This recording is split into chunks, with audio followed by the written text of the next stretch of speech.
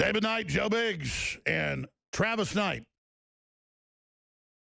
David Knight's son, who works here, does a great job. His cameraman are out there in Oregon. We're going to be going to them here in just a moment, where the globalists controlling the federal government have had a major propaganda victory against the liberty movement. Doesn't matter. For every victory they have, we have 10 bigger victories. I can give you scores of victories after they leave us. I'm going to do that, but we need to learn from our mistakes. And I have been through this so many times, watching people get set up and manipulated. It makes me want to throw up. And the exact aftermath of what we predicted and who, the players and what was going on is now being confirmed. I just can't believe it. I don't know what it is about rural patriot communities. Listen, they love the show. So many times we put their stories out in the spotlight, and then in come the federal operators, and they won't talk to us anymore, and then I watch them set up and thrown in jail. And it's just very, very sad. And they convert them in seconds. They come to them and say, Alex Jones saying bad things about you. They never ask to see it, never ask for the proof. They just go, he is, and there's that moment of brotherhood. You care about me, yes. Now I'm the commander, and I'm going to protect you now. You're with me now. You do what I say. I'm your bodyguard. And then it's all over. They are under the wings of the system. And, of course, under the wings of the system, they eat you alive. But there's still people inside. The Bundys have said, let them out. You know, come out. I think the Bundys are good people. They've been manipulated. It's very, very sad. And we don't want this to turn into any more of a victory for the globalist. To take that huge victory we had with the Bundys before, where the feds were in the wrong and had to turn back, and now, boy, you've seen how their psyops work. And I've had Marine Corps officers on about it yesterday, and top CIA, field operatives on, and CIA commanders on, and former FBI agents on, and all of them telling you it's all a stage, it's a setup, get out of there. And people don't listen to them. You don't listen to people that have seen it, covered it, and been through it. They've got a psychological handbook with sociology on how to manipulate you. And they think it's funny to chump the American people. Now, don't worry. All those feds and the rest of them are going to have the globalists take their pension funds, you name it. They have no future. They'll be turned on. They always are. They think they're running psyops on us. Their bosses are running psyops on them. It makes me angry. So we're going to go to our reporters here in just a moment. Before I do that, and then Ron Paul's coming up on huge developments. Before we go any further, though, ladies and gentlemen, we're offering the best special ever on DNA Force. In fact, where did my bottle of DNA Force go? Here it is. I had a bottle of it in here yesterday, so they put the top on it for me. I take one of these at lunch and one of these at dinner. They say the best time to take it is really at dinner, so you digest it all night on more of an empty stomach, so none of this key deliciousness ends up getting bound with other food and not getting fully absorbed, because it is a true high-quality nutraceutical. Don't want to be wasteful with these babies. And when you research it at InfoWarsLife.com, you'll find out why it's so special. For a limited time, get our flagship nutraceutical, DNA Force, for 25% off at InfoWarsLife.com while supplies last. And by the way, they will sell out at current sales rates by Saturday morning. And so we won't be able to offer that special, obviously, anymore very soon. This is our most advanced product in the InfoWars Life line.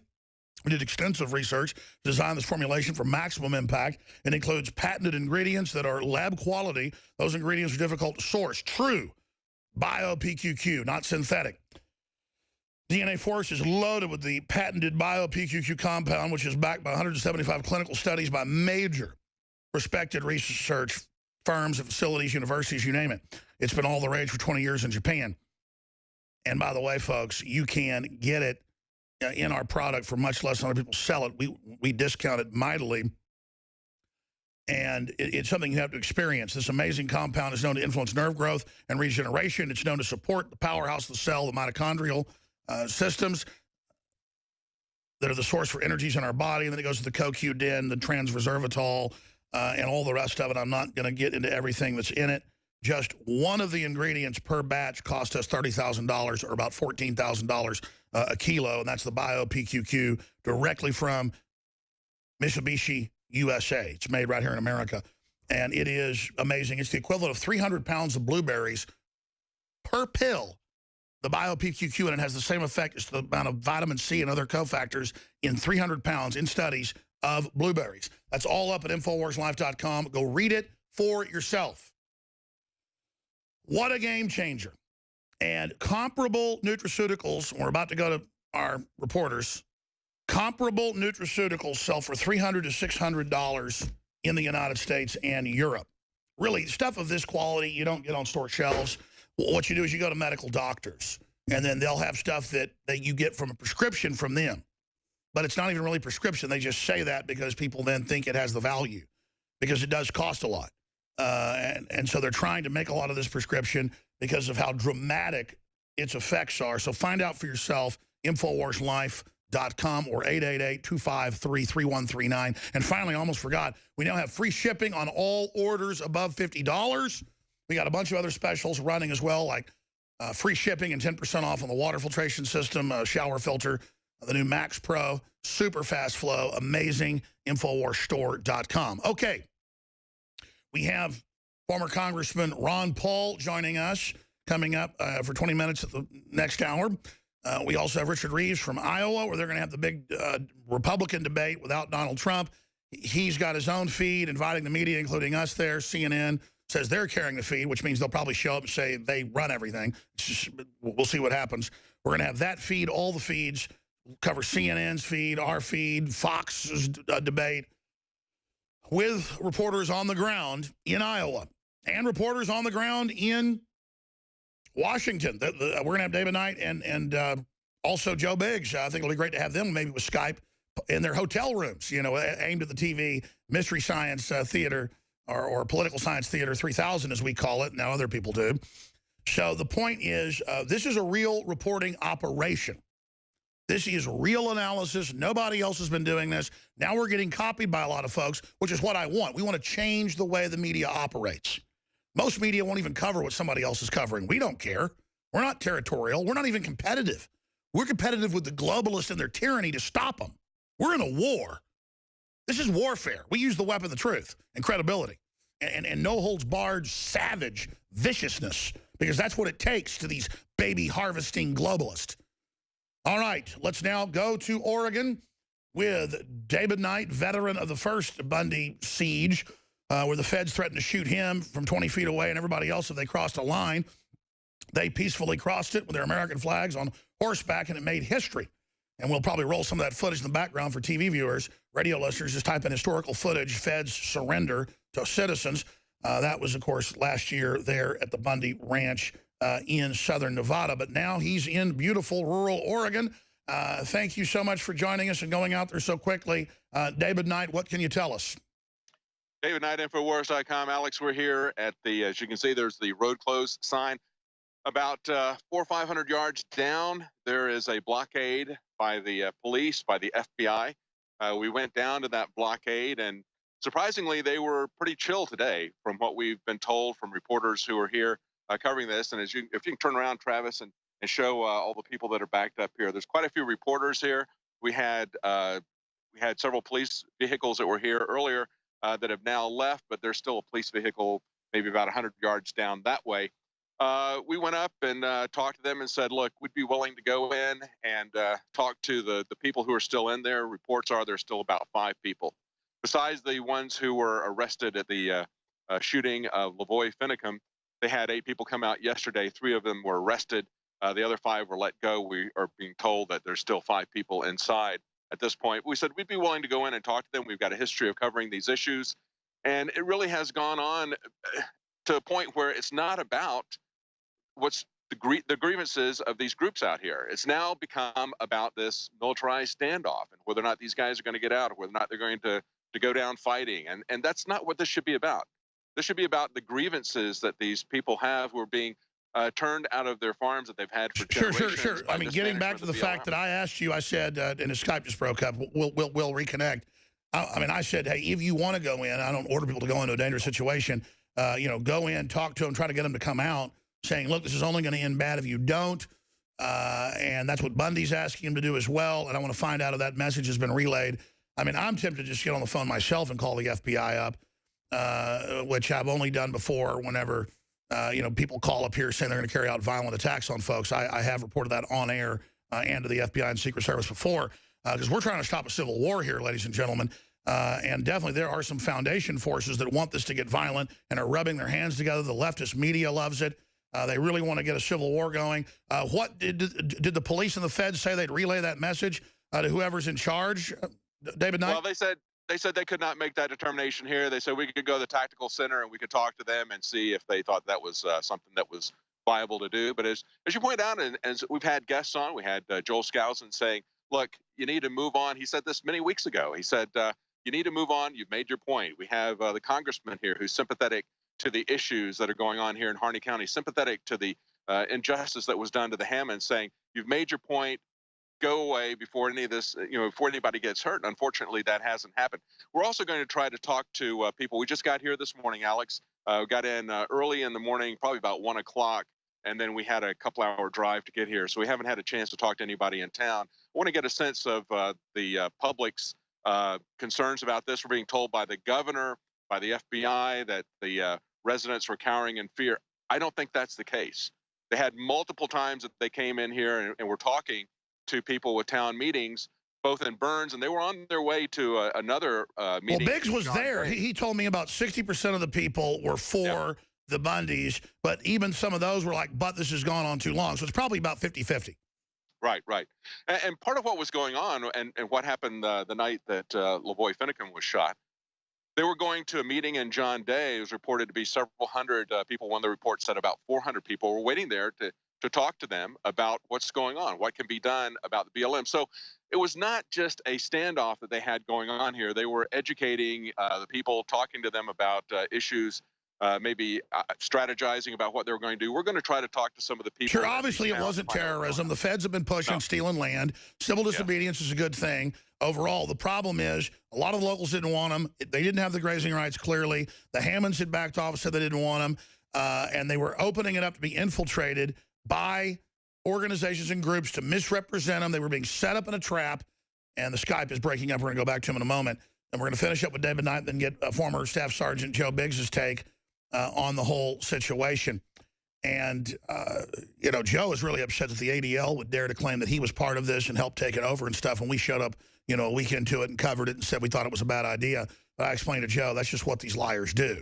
That's why they have no credibility. It's why the government doesn't even use the ADL or Southern Poverty Law Center material anymore at the FBI level officially, because the lawsuits they've lost, the issues with their lying. I mean, they are just real pieces of work. But I just want to be clear. I warned Hatari they were infiltrated. They ended up they were. And then our coverage helped the federal judge, come to the point of saying this is staged, letting them out. And then they spun that in the media that I was against all militias. That's what the feds that are inside these groups do. When I warn them, look out, here's the tactics, people see those tactics and they go, don't listen to him, he's a Fed. I'm a Fed like I'm an Easter Bunny jet pilot from Planet X. I am a patriot, purebred Texan, 1776er, committed to freedom. And the fruit of what we've done is absolutely overwhelming. But I mean, it's just absolutely a patriot out in the woods when some guy's in camo telling them, I'm here to protect you, I'm your buddy. People just fall for it every time. Versus that fancy pants city slicker Alex Jones, don't listen to him. And it just really, really implodes every single time. I think if they feel like they should do this, I think they should go talk to the Tactical Center people. And, this is really to ascertain whether they're being run by the Southern Poverty Law Center or not. Because if it's not a bad batch of feds, they're trying to de-escalate this, they would say, okay, yeah, go ahead and go in and talk to them. That's where, the feds will only get more information that way. Either way, we need to try to get those folks out before the feds decide to move in and we have some new Waco. I mean, only a crazy person will be against that. If they don't want to send our reporters in, like David Knight with known pedigree of just being a calm patriot, because I'm known as a hothead, maybe they could say no to me, that's fine. If they don't send in somebody like David Knight or Joe Biggs, then something's going on here. It's classic to send in reporters that are somewhat sympathetic to a group. And hopefully the folks inside will now listen to me. They may have a controller in there still, though, manipulating this. Let's go back now with the Skype feed to David Knight. David, are you guys going to go back to the Tactical Center and put forward that offer? I mean, the feds are obviously watching right now. Yeah, we are. And as we told them up there, the checkpoint, of course, they didn't have the capability of making decisions. There was a state trooper there. He was very cordial, very polite. The FBI guy was a little bit skittish, didn't want to be on camera. But, you know, they said they could not make that decision. But we told them, look, we're known to these people most likely because we've covered these issues a lot. We want to try to talk them out of this. They have now made this about something other than the grievances that people had, something other than the BLM. This is all about the public perception is we've got crazy men with guns that are going to shoot each other or shoot anybody that takes them out of there. That's not going to help anybody. It doesn't help them. Sure. Do we even know if they know that Bundy, since last night, is telling them come out? We don't know if they know that or not. Yes, exactly. Good point. Ammon has told them to leave. We've had so many people telling them from the very beginning, this was not a good strategy. That's what we said from the very beginning. It was very different at the Bundy Ranch because they had the support of the entire community. They were very media savvy about the way they were going. The community had been screwed over. 34 of the 35 families since the 1870s had been run out. They were shooting people on bicycles in the back. People were fed up. It was actually more than 50 ranchers that had been run out of there, Alex. And Clive and Bundy was the last rancher there. And of course, very similar situation here, from what I understand. The Hammonds were about the last ranchers that were here. The BLM wants their land, and it's kind of checkerboarded with some other area that the BLM asserts control over. So I understand that commonality there, and we need to get back to those issues. This has become a side issue. It's become a distraction, and it's really giving the whole movement a black eye, painting it as violent when it really should not be violent. Well, you guys are filing key reports. We'll have them on the nightly news as well. I want to come back and talk to Biggs, and then if you've got other points, pop in as well. We're going to break in 50 seconds. Other key points, David. Well, Alex, one of the things I said before, I don't know if you got it when we lost our connection, we want to talk to the people in the different communities that they were going out to talk to. The night that they shot Lavoy Finicum, they were heading out to John Day. They had estimates were about 400 people waiting there to talk to them. So we want to try to, if we can, locate the witness that was in the car with Lavoy Finicum with the shooting. We've had two people that were initially detained and then released, and they give a different story. Of course, Mark McConnell, who was in the other car that was further away from Lavoy Finicum, gives a very different story than Victoria Sharp does. What she was saying was there was no question in her mind. David, stay there. We've got to come right back on the other side, picking up with that, and we'll have Joe Biggs as well. Stay with us. Joe Biggs is on the ground in Oregon, about 7 miles away from where 5 people are still holed up. Some of them left in the last 24 hours. 3 of them were arrested. Several were released, like the Bundy's bodyguard. And other folks left the day it happened magically. Some of the most outspoken people left. So we're going to be tracking and watching who gets released down the road from the group that was arrested in the car. If somebody just quietly gets the charges dropped on them later, but other people don't. We're going to be tracking all of that so we can educate everybody how to not get caught in this next time, because this is mainly an information war. The globalists want to make it physical. Joe Biggs obviously covered this for a week a few weeks ago, out there in the middle of it as it was building up, and he joins us now out there where the media is at the checkpoint. Joe Biggs, what are your observations? Where do you think all this is going? Well, at this point in time, they have pushed this blockade back to where we are, I would say, at least a few miles away now, definitely maybe 7 miles away from where the actual refuge is. And like David said earlier, there are some police that are over this way watching this. This is like the first stop. They usually call down, I'm assuming, to the state troopers and FBI and let them know what kind of vehicles are coming, how many occupants. And then if you go down there, they'll stop you and talk to you. Earlier, we went up there and approached them. You know, we didn't have any trouble this time, but I'm pretty sure their posture changes at nighttime when all they can see are headlights coming at them. But like you said, they have released some people. Some people have been captured that have left that area. They're saying that they believe there could be another 5 people still holed up in that location as well. From what we do know, Ammon Bundy and the 6 other people that were captured are being held in Portland, Oregon, at a prison up that way as well. And, of course, in the case of Hal Turner, it was a known FBI asset. We exposed him first, and hackers got into his computer. Once that all came out, they went ahead and burned him and put him in prison. So there might be some lessons here, too, for folks that were playing both sides who might get sent up the river. We're just speculating from past events. We're not accusing anyone of anything here. Well, well, here you got to choose your battles. Like David was saying when he broke down the whole thing in Nevada, that was a perfect storm for them. They were in the right place, the right time. They had the backing, they had the people that showed up, and they really made the federal government look bad. And I think the federal government's been waiting on something like this to happen again. And they saw that these guys took this place, and they're in an unknown land. They're not going to have the backing that they had then. And they we had a giant Americana victory before, and now this erases a lot of it, and that's kind of sad.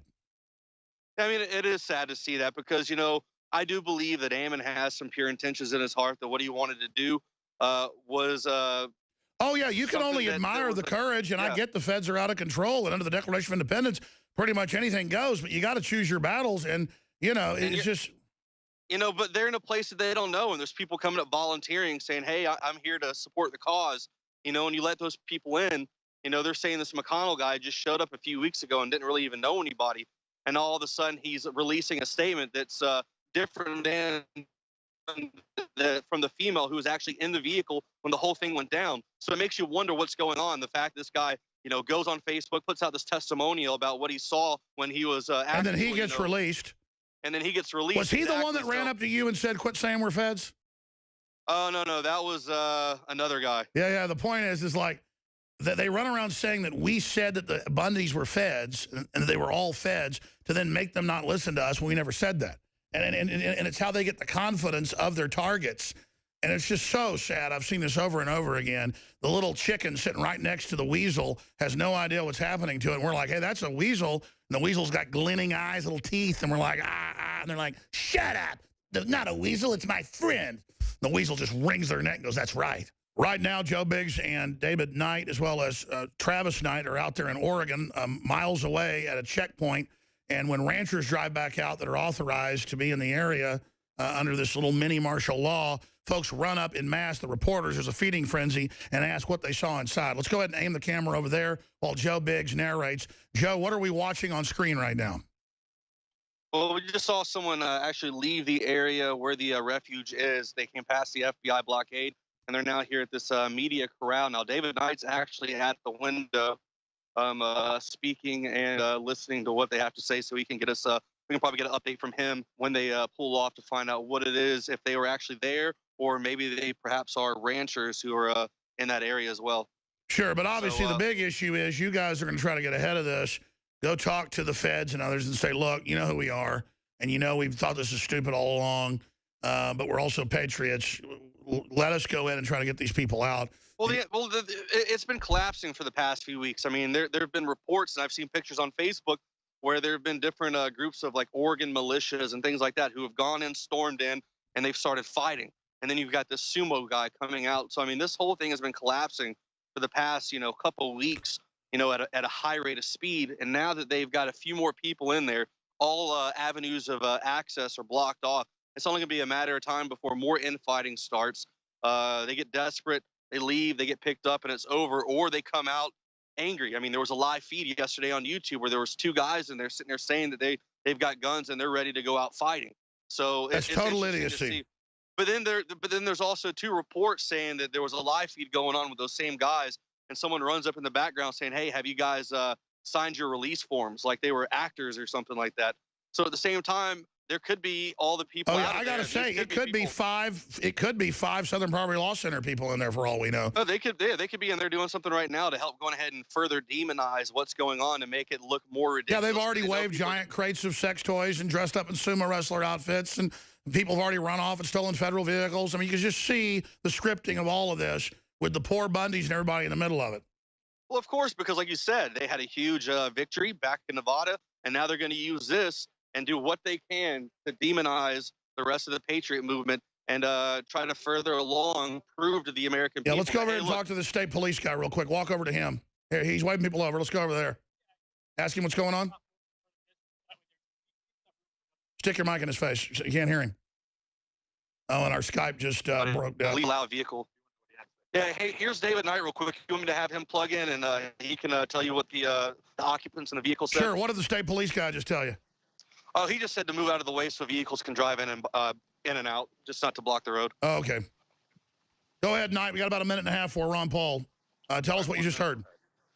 Alex, this was a rancher who lives here locally in the area. He said they've had to go through multiple checkpoints. He said they had a spotlight put on them last night, a speaker telling them, stop the car, get out of the car, raise your hands, have your ID ready. They had a guy that had that approached them with guns drawn. He said, I feel like I'm in Africa. He says, I've been in Africa and we had checkpoints. He goes, they weren't this stringent. So I recorded what he had to say. We'll post that up on Infowars.com. Wow. So basically he's saying it's like martial law. Well, we need to go into town then and talk to some more of those ranchers, what they've gone through, because I mean, imagine now putting your hands up, do all this with all these major highways going through the area. They've got them blocked off. I mean, that is just ridiculous. And then how we have 2 witnesses that they just shot this guy when he had his hands up. That's all very, very suspicious. But then the guy that says he saw otherwise, he's released, the former bodyguard of the Bundys. Yeah, I asked him, I said, do you think that the law enforcement presence here and what they're doing is a bit heavy-handed? He goes, I don't want to make a statement about anything. He didn't want to be committal about that, but he did say when he was talking to people about what happened to him, he was absolutely amazed. And we've lost David Knight's feed. Keep going, David, to go ahead and finish up. Your feed's back. Yes, I was just going to say, Alex, that he didn't want to be committal and make any judgments. He said there's 2 sides to every story. I'm not taking a side on anything. I don't want to say that the law enforcement presence was heavy-handed. Sure, but this is worse than Africa and martial law, basically. All right, David. But that's what he said, We'll be checking in with you with Anthony Gucciardi in the 4th hour. Ron Paul's coming up. Oh, and the big Trump insider, Roger Stone, joins us from New York as he prepares to go on Megyn Kelly.